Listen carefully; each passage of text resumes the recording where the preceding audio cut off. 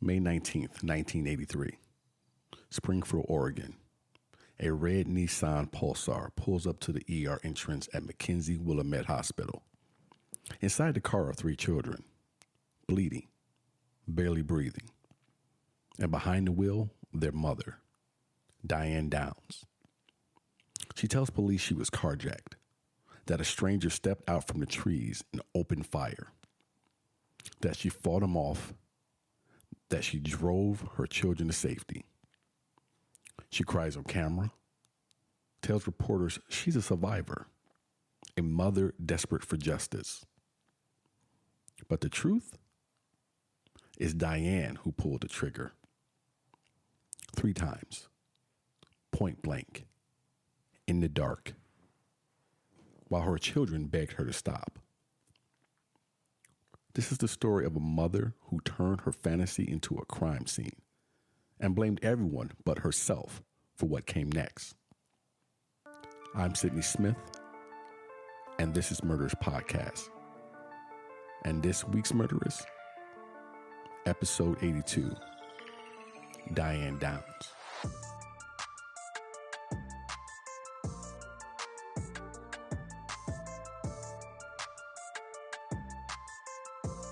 Before the news vans, before the hospital hallway, before the words, "My children have been shot," Diane Downs was just a little girl.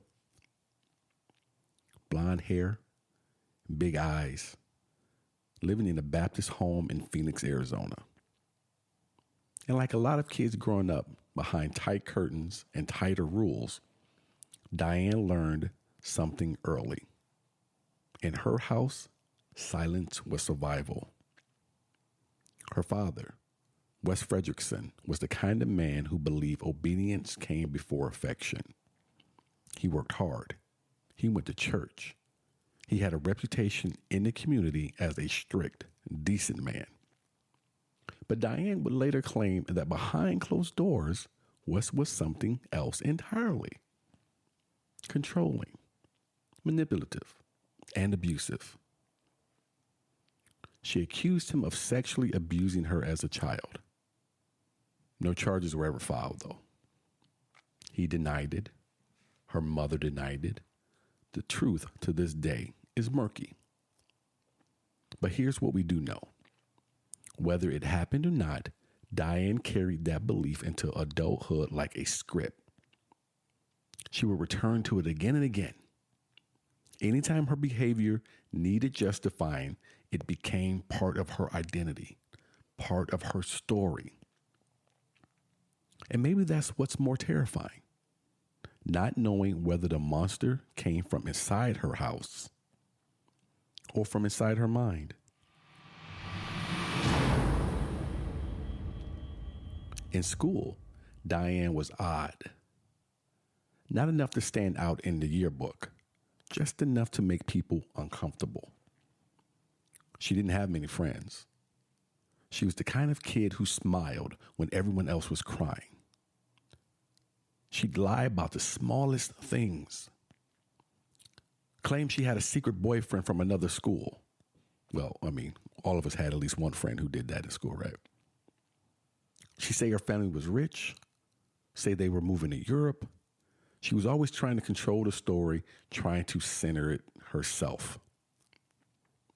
Now, take a break from this real quick. I remember having a friend who was much the same in high school, and I'm not going to say his name, but he would always come to school with these different claims of these different things. You know, if everyone had a group of friends, you all had one. I'm talking about guys especially. You always had the one guy who would always pretend he had the girlfriend, but she went to a different school. Or I met this girl and these things happened, even though anytime he met a girl and you all were together, things didn't quite seem to play out the way they did when none of us were around. Like his favorite thing would be to come to school on Monday and tell us he met a girl and give you these scenes that were obviously on the movie he watched the night before, that type of thing. We were on the beach and the waves crashed against our body. And we just remember being kids and just joking and teasing with him about these different things. So it's not that unusual to hear of a kid who would make up things. But attention wasn't a desire. It was a need for her. One of her old classmates said years later, Diane always had some dramatic thing happening, but nothing ever quite made sense. You got the feeling it wasn't about what happened. It was about how much you looked at her while she said it. And when puberty hit, Diane transformed.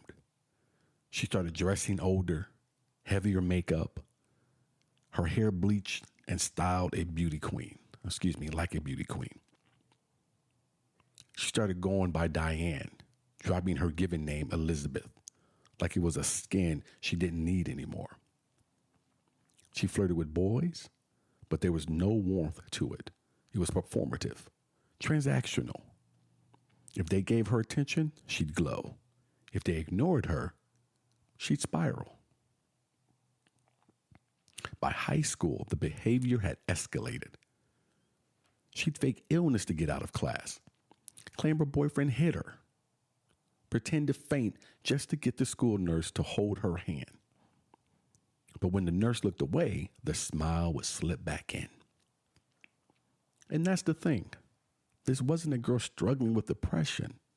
This wasn't a girl who couldn't connect. This was a girl who only knew how to connect when she was the center of something. Drama, chaos, desperation, whatever got the spotlight.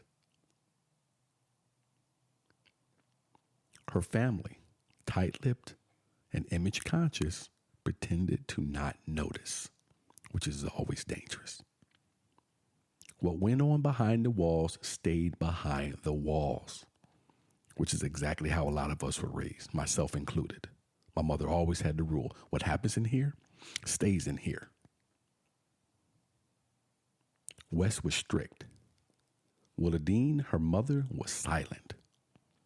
And Diane learned that affection was conditional. But attention could be manipulated. By graduation, Diane was already rewriting her own mythology. She was going to be someone important, someone noticed, someone needed. She was going to fall in love, have beautiful children, and be the woman everyone envied. But not because she wanted to raise a family. Not because she wanted to give love.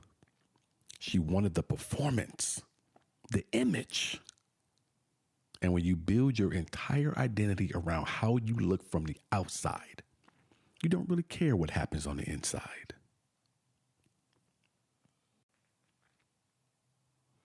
After high school, Diane Fredrickson did what girls in small towns with strict parents and no real plan often do.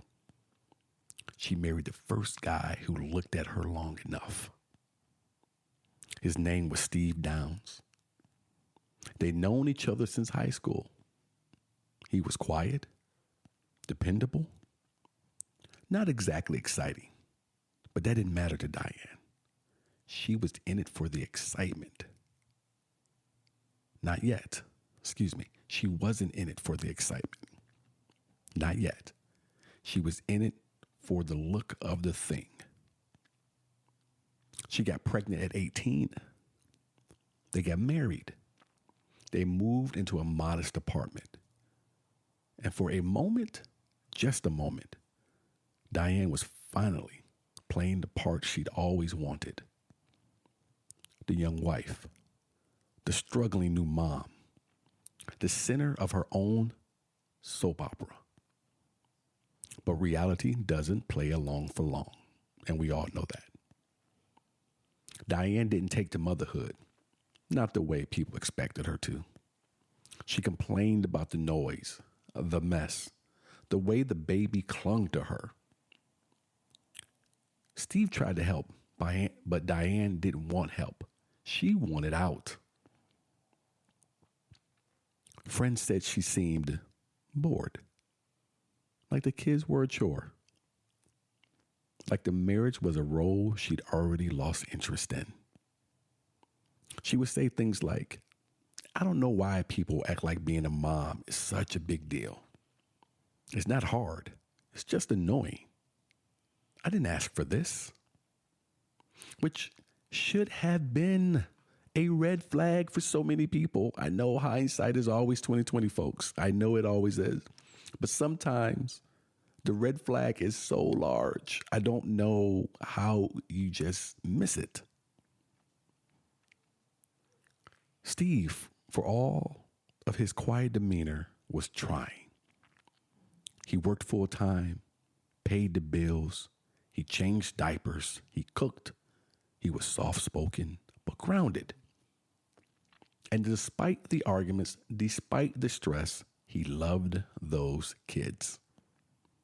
Everyone around them could see it. But loving the kids wasn't enough to keep the marriage afloat. Diane filed for divorce in 1980. She took the children, Christie, Cheryl, and Danny, and moved out on her own. And for a while, it looked like she was doing okay. She got a job, found a routine, even played the part of the overworked single mom, that same old performative charm. To outsiders, Diane was a picture of determination. Rough edges, sure, but she showed up. She made dinner. She tucked the kids in at night. But if you zoomed in just a little closer, you'd see the cracks starting to form. Cheryl, the middle child, was afraid of her mother. She'd confide in an extended family in whispers. She didn't want to get in trouble, but she didn't feel safe. Neighbors noticed Diane losing her temper, snapping at the kids in grocery stores, yanking their arms in parking lots. One neighbor said she once heard Diane yell, "You're ruining my life," at her 7-year-old. Danny, the youngest, was quiet, withdrawn. He clung to his older sisters. Christie, the oldest, was protective, too protective. Like a child who already knew that her mother's moods could switch without warning, and it was up to her to keep things calm. Now, I've talked to people, and I have friends who, I'm not going to say they grew up in a situation where their mother did the things that Diane did to the extent that she did. But we've had conversations where they grew up in a household where they knew they had to really take on the weight of keeping the mood of the household level, keep it even keel for whatever reason. And it is a weird space to be in because they grow up, you know, I've seen it from the outside looking in, where they grow up being able to handle any room that they go in because they know the importance of it. So it was weird to grow up as a child and have that stress on you. And we all know, we all talk about it. You don't need to go lay on someone's couch to know it, that we all tend to carry things with us from childhood into teen years, into adulthood. And sometimes it dictates who you are, how you react to things, and you don't even realize it until you do realize it. Steve saw it too. He'd call to try to check in, offer help. So even though they're not together, he's still trying to be of a help to her. But Diane didn't want help. She wanted freedom. She wanted to be seen. And that's when she made a new plan. One that seemed noble on the surface, but underneath had all the familiar Diane markers: attention, performance, applause. She applied to become a surrogate mother. Twice, in fact. And both times, somehow, she passed the psychological evaluations. She told friends she loved being pregnant, loved the way people treated her, loved the glow, the bump, the compliments. but she showed no attachment to the child itself. No warmth. No grief when the baby was adopted out. No sense of loss. To Diane, pregnancy wasn't about creating life. It was about creating a role. A narrative where she was the strong, selfless woman, giving another family a miracle. And people believed her. Because that's what Diane was good at, playing a part just long enough for the curtain call. But not everyone bought the act. One of her co-workers noticed that Diane never talked about her own kids with the same affection she showed the surrogate pregnancy. She once overheard Diane say, "That baby wasn't mine. I just wanted to be pregnant," and then laughed. Another friend said Diane confided that she wished her kids would just disappear, that she was tired of being tied down, that she wanted a fresh start. She just wanted to start fresh again. She didn't say it in anger. She said it like a dream, a wish.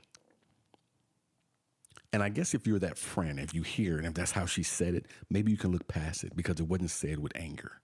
So you don't read it as, maybe I should be on the lookout. Maybe I should warn someone. And the thing about Diane is she didn't believe in letting go of a dream.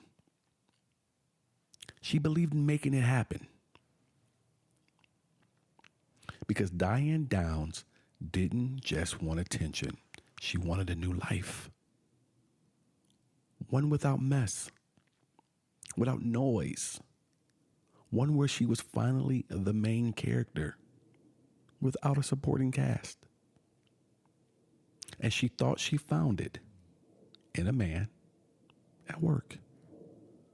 Someone who made her feel seen again, desired, important, special.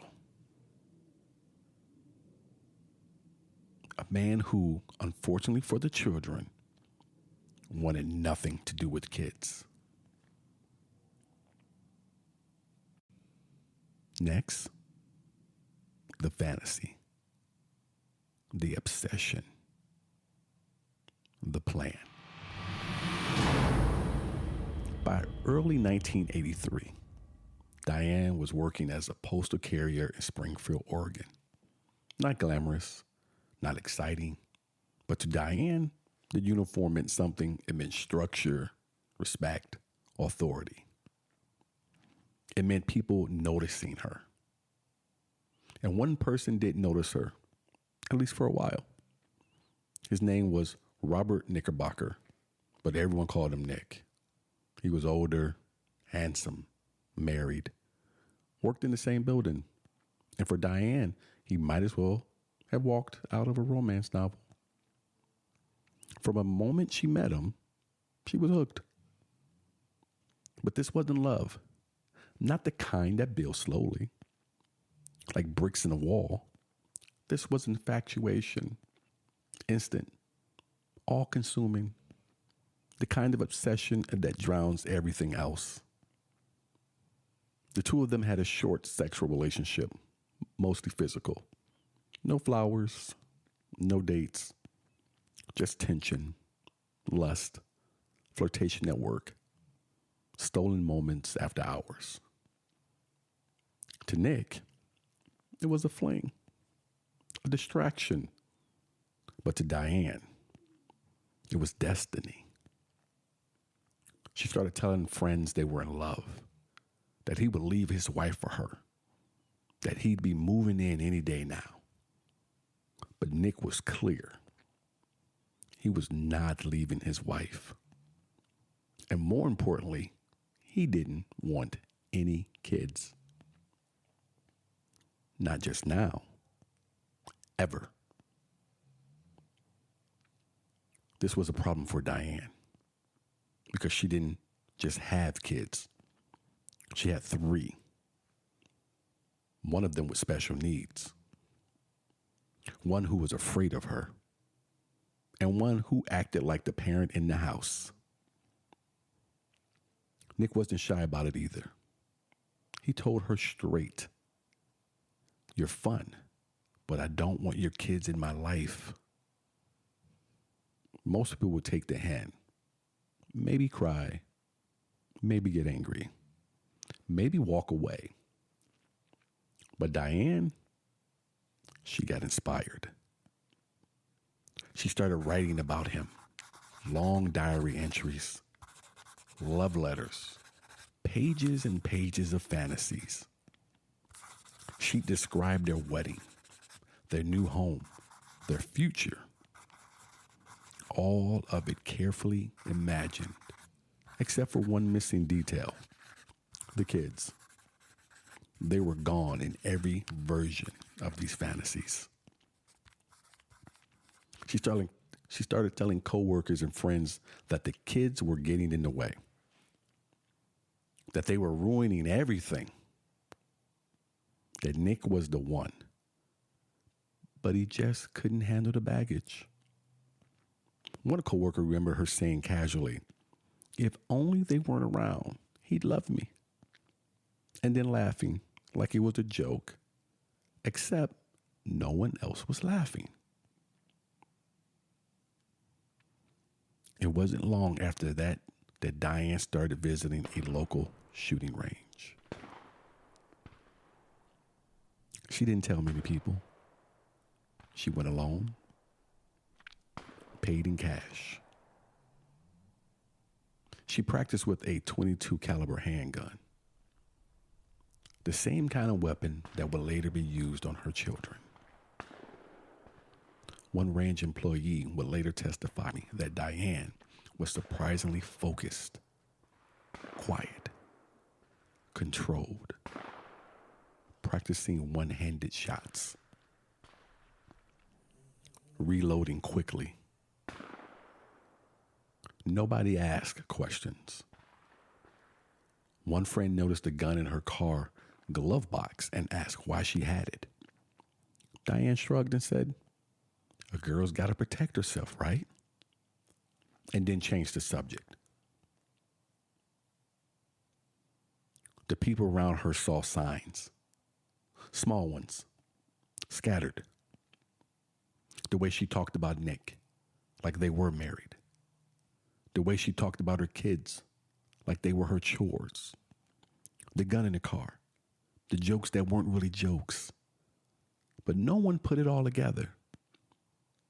I want to let these people off the hook, because no one, even as often as we've seen it in the news, even as many stories as you'll hear me do on this podcast, no one ever has the initial thought that this woman, this man, this person could ever do anything to their own kids.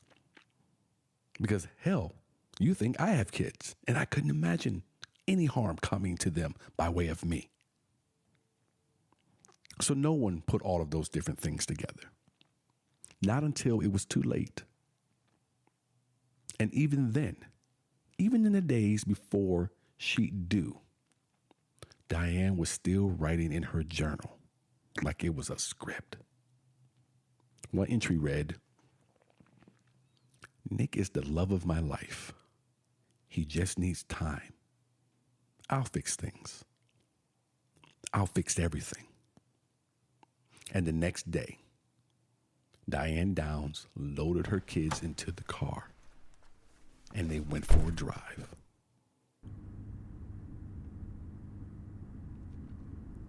She told them it was just a scenic route, a detour. But Diane wasn't looking for scenery. She was looking for a moment. And she knew exactly where to find it.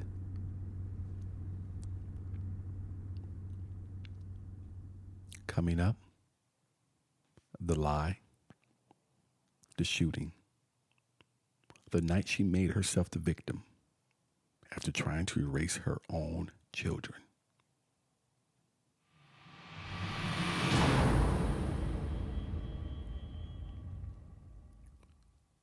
May 19th, 1983. A warm spring night in Springfield, Oregon. Diane Downs loads her 3 children into her red Nissan Pulsar just before 9 p.m. No car seats, no clear destination. Just a night drive, she says. A way to let the kids wind down, look at the stars, enjoy a snack. But that wasn't the real reason. Diane had told her friends that day that she felt off, that she was tired of being everything to everyone. She hadn't seen Nick in days. He wasn't returning her calls. At the post office, she was still wearing her uniform after hours, lingering at certain houses, saying hello to customers she didn't deliver to anymore. It's a good job, she told a coworker once. People respect you. They wave. They smile. I like that. But lately, the job hasn't been enough. The attention was slipping. The fantasy was crumbling. And the kids, their nose, their mess, their neediness, they were the thing that kept getting in the way. She said as much in her diary. I could have the life I want. Nick just needs time. If the kids were out of the picture, he'd come around. One friend asked her, seriously, why not just let Steve take them? Meaning the kids. Her ex-husband had even offered more than once. Steve loved those kids. He didn't live nearby anymore, but he'd drive back. He'd make it work. But Diane refused. They're mine. I'm the mom, she snapped. I'm not giving them up like some deadbeat. I've done everything. I'm the one who stayed. It's just weird how she looks at all of these the different ways she sees the world. But staying wasn't the same as loving, and love was never Diane's goal. Control was.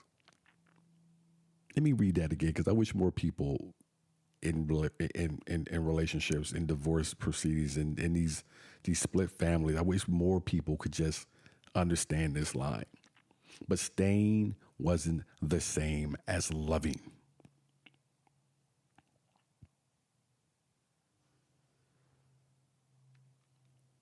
At 10:48 p.m., Diane pulls into the emergency bay at McKenzie Willamette Hospital. She jumps out of the car screaming. Her arm is bleeding.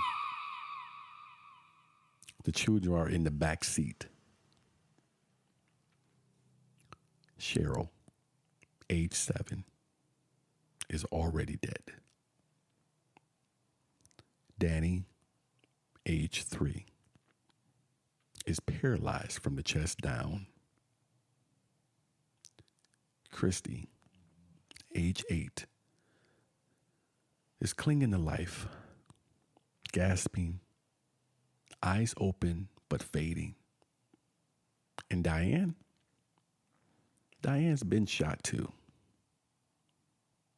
A superficial gunshot wound to her left forearm. She tells hospital staff she was carjacked on Old Mohawk Road, that a bushy-haired stranger stepped out of the trees, demanded her car, and opened fire. She tells the story breathlessly, hands flailing, her voice loud and broken. But the nurses notice something. And it's not just the injury. It's her tone. It's the lack of panic. The way she's talking about her kids, not to them. I can't believe this happened to me, she says. They were just sitting there, being so cute. I didn't deserve this. She keeps asking about the media. Are they coming? Will I have to do a press conference? One nurse later testified she didn't ask once, not once, if the kids were going to make it. Doctors work on Christie and Danny. Cheryl is gone. And Diane? Well, Diane is flirting with the paramedic. Flirting. She's asking if he's single. She's smiling. Playing the role of scared but strong single mom. And it might have worked if she hadn't made one mistake. She drove too slowly. Investigators noticed that the distance from Old Mohawk Road to the hospital should have taken 10 minutes, maybe 12 if she was shaken up. It took Diane over 25. They found blood in the car, drying, not fresh. They found no sign of a struggle where she claimed the carjacking happened. And the ballistics didn't lie. The bullets were .22 caliber, fired at close range from inside the car, not outside. But the real turn came days later when Christie, 8 years old, still fighting to survive, regained her ability to speak. The first thing she said was, "My mom did it." She'd been awake. She'd seen the whole thing. She just hadn't had the strength to say it. Until now.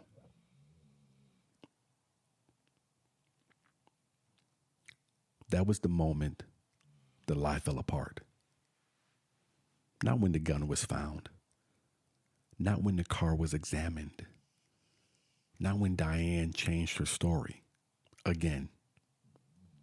It was when her daughter, the one who still had a bullet in her chest, said the words no one wanted to believe. "My mom shot us."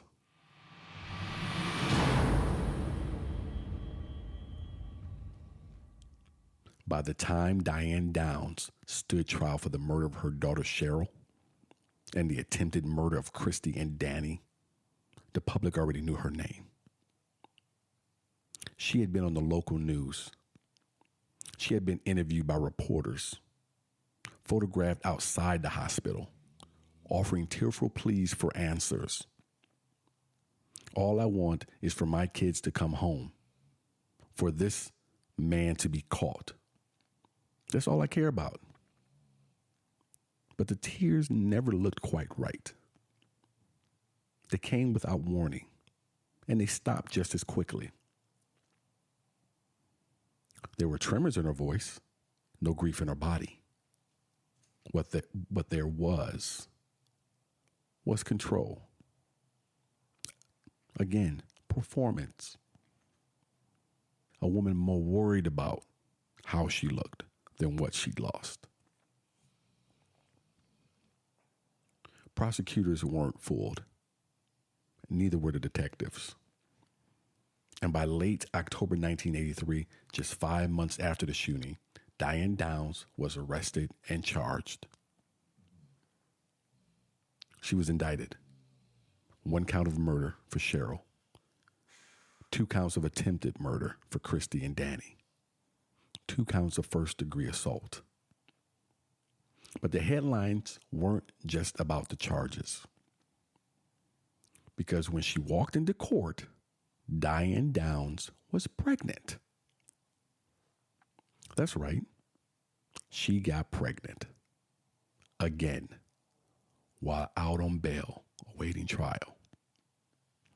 She seduced a man she barely knew, a coworker, someone who, by all accounts, thought they were casually hooking up. Now, I know what you're thinking.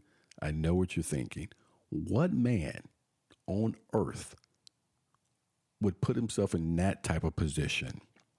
And as a man, let me be honest and say, we're weak. So almost any. But Diane had a plan. She told her public defender, people won't think I could shoot my kids if I'm pregnant again. So it wasn't about life. It was about optics, as usual. She wasn't trying to move on.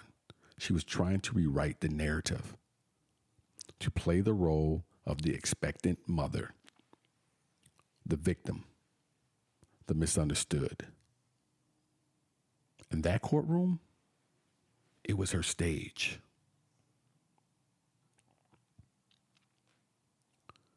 When the trial began in May of 1984, the courtroom was packed. Reporters, sketch artists, families of the victims, and Christie, now 9 years old, was called to testify. It's May 1984. A little girl walks into the Lane County courtroom in Oregon. She's wearing a simple dress.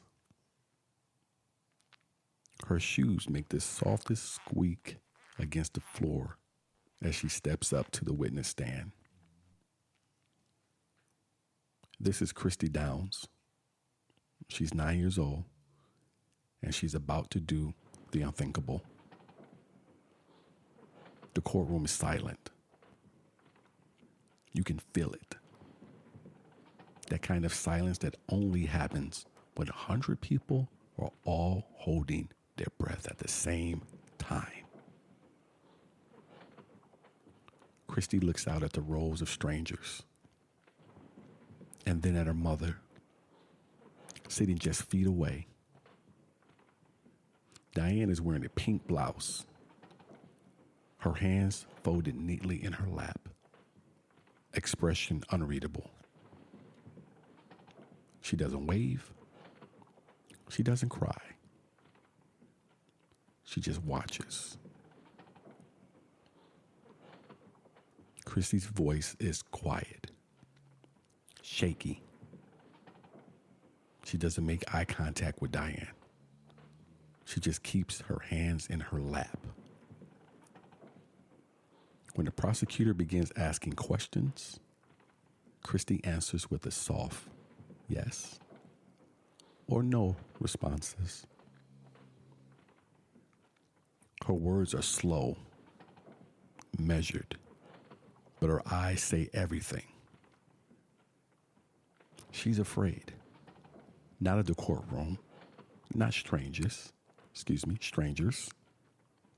She's afraid of her mother. The prosecutor says, Christie, do you remember the night when you and your brother and sister were hurt? A pause. Christie nods. The prosecutor asks, can you tell the court who hurt you? The silence stretches.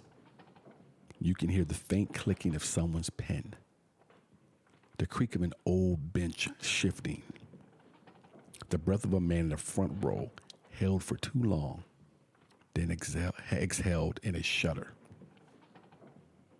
Christie looks down. She swallows hard, and then, almost a whisper, my mom. Gasp. A few sobs. Reporters scribble furiously. Someone coughs into a sleeve. The judge clears his throat. Diane? Diane smiles. Shakes her head like a teacher correcting a child who got the answer wrong. Not angry. Not tearful. Dismissive. As if this were just another inconvenience. Another version of the story she didn't agree with. Christie is dismissed gently. She She's walked off the stand by a bailiff with a hand lightly on her shoulder. The prosecutor's hands rest on her neck as they pass her mother. She doesn't look at her, not once. That moment broke the case wide open, and it broke something in the public too. Because no one, not even the people who wanted to believe Diane was innocent, could look at that little girl and say she was lying. She'd been there. She remembered the flash, the pain, the sound, the silence, and the face of the woman who pulled the trigger. The prosecution's case was airtight. The ballistics matched the .22 handgun Diane once owned. Gunshot residue was found on the driver's door. Diane's timeline made no sense. Her behavior was erratic, performative, inappropriate. Her own diary revealed a woman obsessed with a man who wanted her, but not her children. And then there were the things she said, not in court, not on the stand, but to friends, to co-workers in passing. One remembered her saying, "It's not like I killed them. They're still alive, aren't they?" And another testified that Diane had once looked at a picture of her kids and said, "Three's a crowd." After 5 weeks of testimony and just 36 hours of deliberation, I'm surprised it took that long, folks, the jury came back with the verdict: guilty on all accounts.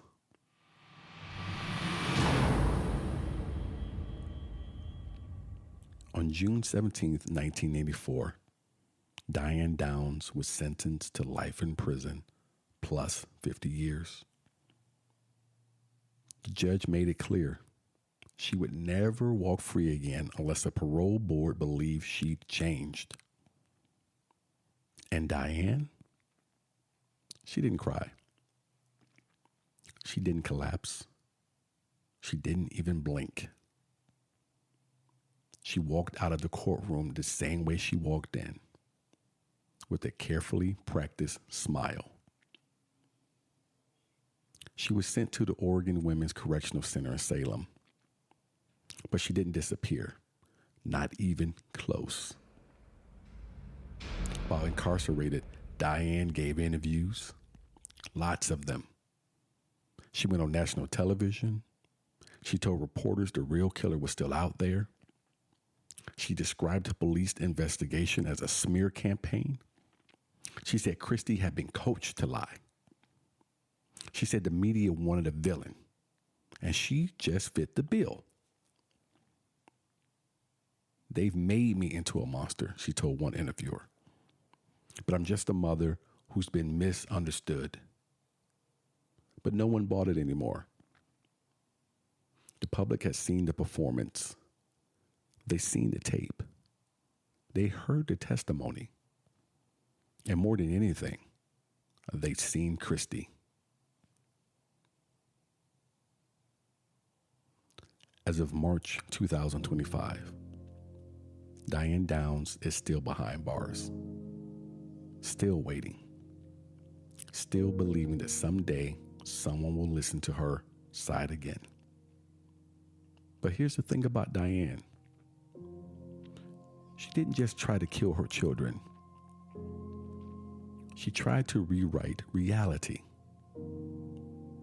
tried to play the victim, tried to play the hero, tried to walk out of the court with clean hands and a new story.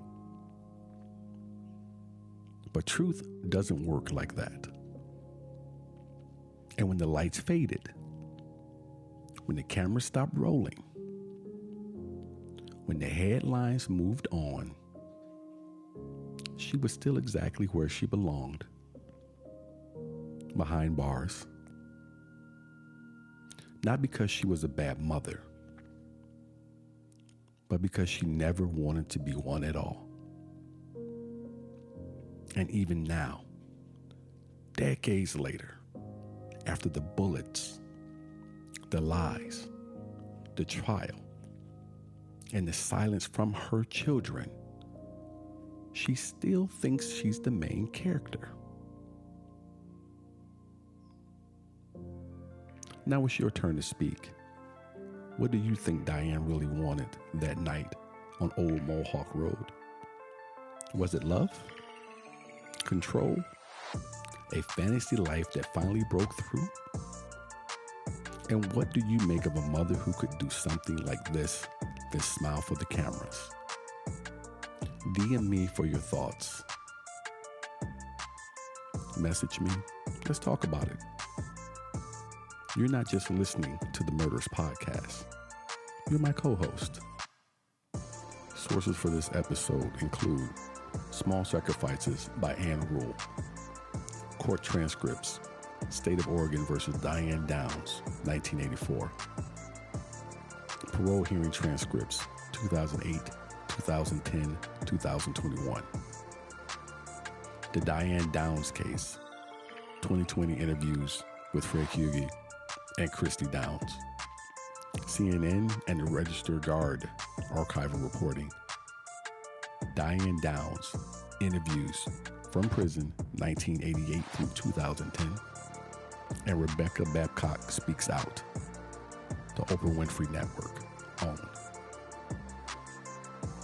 Murderess Podcast is written and hosted by Sidney Smith. Music editing and production by Laugh Local Studios. This is a Laugh Local Network production. New episodes released weekly.